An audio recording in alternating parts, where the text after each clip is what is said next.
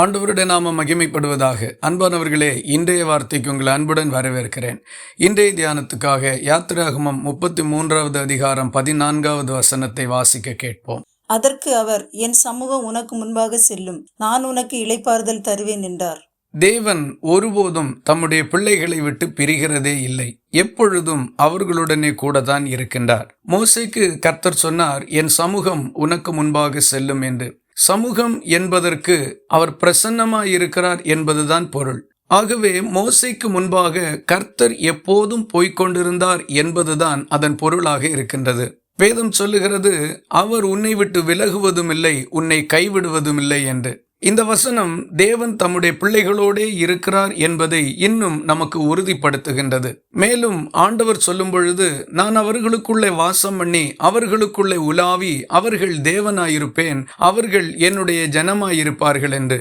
இந்த வசனமும் கர்த்தர் தம்முடைய பிள்ளைகள் நடுவிலே அவர்களுக்குள்ளே எப்போதும் இருக்கிறார் என்பதை ஆணித்தரமாக நமக்கு விளக்குகின்றது. இவைகளிலிருந்து நாம் புரிந்து கொள்ள வேண்டிய மிக முக்கியமான காரியம், தேவன் ஒருபோதும் நம்மை விட்டு பிரிவது இல்லை. நம்முடைய மாம்ச கண்களால் காண முடியாமல் இருக்கலாம். ஒருவேளை நம்மை சுற்றி நின்று கொண்டிருக்கக்கூடிய பிரச்சனைகளும் குழப்பங்களும் கர்த்தரை நமக்கு மறைக்கிறதற்கு ஏதுவாக வந்துவிடக்கூடும்.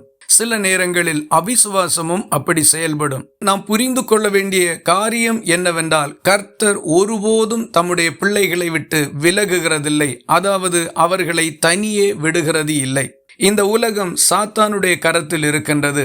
அவன் எங்கும் சுற்றி திரிந்து கொண்டிருக்கின்றான். கர்த்தர் தம்முடைய பிள்ளைகளை விட்டு ஒரு இமைப்பொழுது விலகுவாரானால், ஓநாய் ஆட்டுக்குட்டியை பிடிப்பது போல அவன் தேவனுடைய பிள்ளைகளை பிடித்து செல்வான் என்பதை கர்த்தர் நன்றாய் அறிந்திருக்கிறார். இந்த காலை வேளையில் நான் தனிமையாயிருக்கிறேன் என்கிற எண்ணங்களை நம்மை விட்டு அகற்றி விடுவோம்.